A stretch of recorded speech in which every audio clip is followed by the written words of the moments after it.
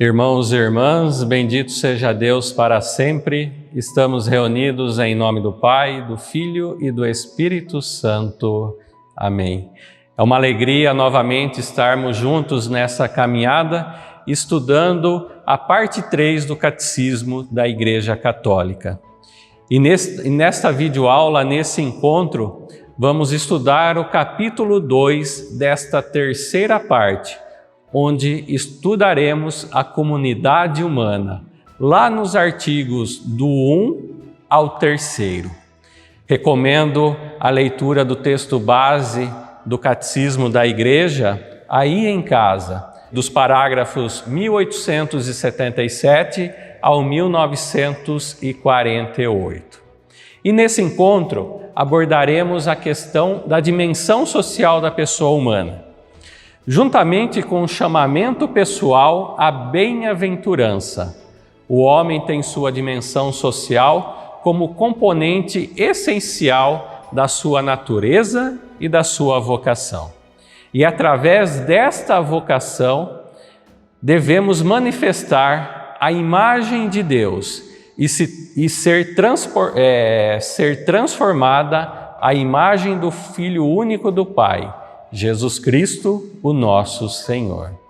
E de fato, todos os homens são chamados ao mesmo fim, que é o próprio Deus. Existe uma certa semelhança entre a comunhão de pessoas divinas e a fraternidade que os homens devem instaurar em si, na verdade e na caridade. O amor ao próximo é inseparável do amor a Deus. A pessoa humana tem necessidade de uma vida social. E esta, meus irmãos, não constitui para ela algo de acessório, mas uma exigência da sua natureza. Graças ao contato com os demais, com as outras pessoas, ao serviço mútuo e ao diálogo com os nossos irmãos, o homem desenvolve as suas capacidades e assim responde à sua vocação.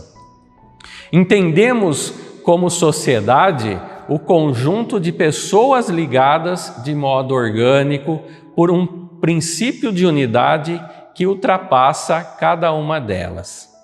Cada comunidade se define por seu fim e obedece a regras específicas. Mas a pessoa humana é e deve ser o princípio, o sujeito e o fim de todas as instituições sociais. A convivência humana, meus irmãos, requer o respeito da justiça, a justa hierarquia de valores e a subordinação das dimensões materiais e instintivas às superiores e espirituais. E nesta convivência humana, a sociedade não estará bem constituída e nem será fecunda se ela não presidir uma autoridade legítima, que salvaguarde as instituições e dediquem um necessário trabalho e esforço ao bem comum. Então, chama-se autoridade aquela qualidade em virtude da qual as pessoas ou instituições dão leis e ordens a homens e esperam obediência da parte deles. E toda a comunidade humana tem a necessidade de uma autoridade legítima, que assegure a ordem e contribua para a realização do bem comum. E tal autoridade encontra o seu fundamento na natureza humana, porque corresponde à ordem estabelecida por Deus. E esta autoridade exigida pela ordem moral emana de Deus. Eu convido a você pegar a sua Bíblia e fazermos juntos a leitura da carta aos Romanos, no capítulo 13, do versículo do 1 ao 2. E em casa você pode meditar até o fim do versículo 7. Portanto, Romanos 13, versículos do 1 ao 2, e aí em casa continue até o versículo 7. E a palavra nos diz: cada um se submeta às autoridades constituídas, pois não existe autoridade que não venha de Deus. E as autoridades que existem foram estabelecidas por Deus. Portanto, quem se opõe à autoridade resistem à ordem de Deus, e tais rebeldes atrairão sobre si a condenação. Palavra do Senhor. Meus irmãos, é bem claro para cada um de nós que esta autoridade que uma sociedade, por exemplo, é constituída, uma sociedade civil, ela vem da própria autoridade do Senhor. E podemos nos perguntar, e quando é que esta autoridade é exercida legitimamente? A autoridade é exercida quando procura o bem comum e emprega meios moralmente lícitos para conseguir o seu objetivo.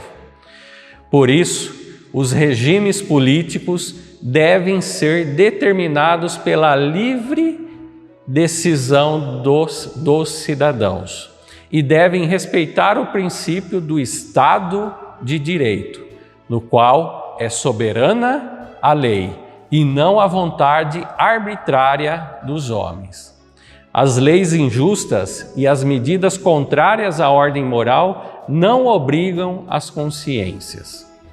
Em conformidade com a natureza social do homem, cada ser humano, segundo o lugar que ocupa e o papel que desempenha, participa na promoção do bem comum, respeitando as leis justas e encarregando-se de setores que se assume a responsabilidade pessoal, como o cuidado da própria família e o empenho no seu trabalho.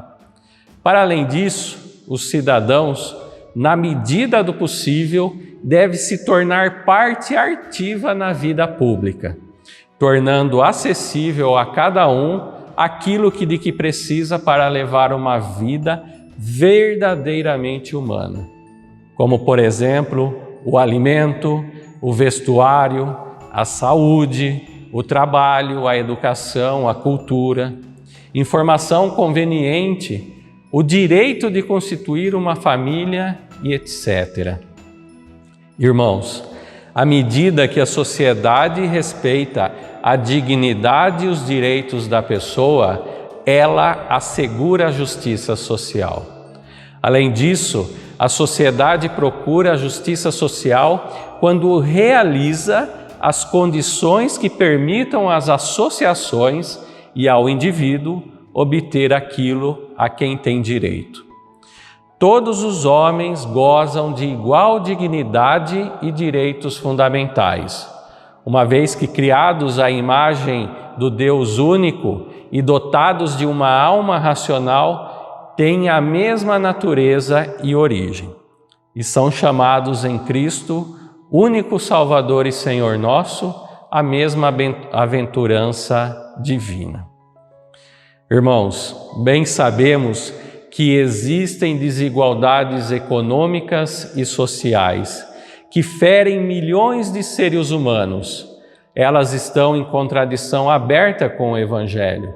São contrárias à justiça, à dignidade das pessoas e à paz. Porém, as diferenças entre pessoas fazem parte do desígnio de Deus, que quer que precisemos uns dos outros. E nesse sentido, devemos estimular a caridade e a igual dignidade das pessoas humanas. A solidariedade, exigência da fraternidade humana e cristã, manifesta-se em primeiro lugar na justa repartição dos bens, na equidade da remuneração do trabalho e no esforço por uma ordem social mais justa. E a virtude da solidariedade pratica também a repartição dos bens espirituais da fé, ainda mais importantes que os bens materiais.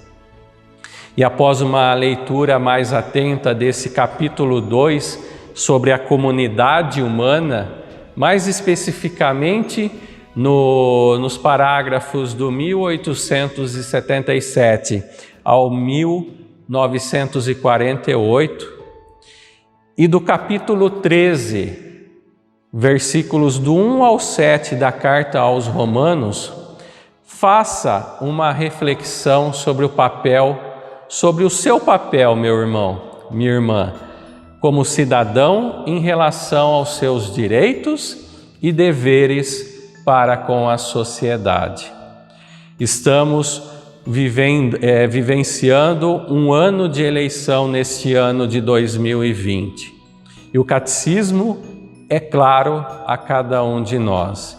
E a leitura, a reflexão também desta carta aos Romanos, que a gente possa identificar, refletir qual é o nosso papel como cidadão, qual é o nosso dever cívico perante uma comunidade, perante um município. E não fiquemos devendo nada a ninguém, meus irmãos, a não ser o amor que devemos uns aos outros, pois quem ama o próximo cumpre plenamente a lei do Senhor, a lei dos homens. Que assim seja, em nome do Pai, do Filho e do Espírito Santo. Amém.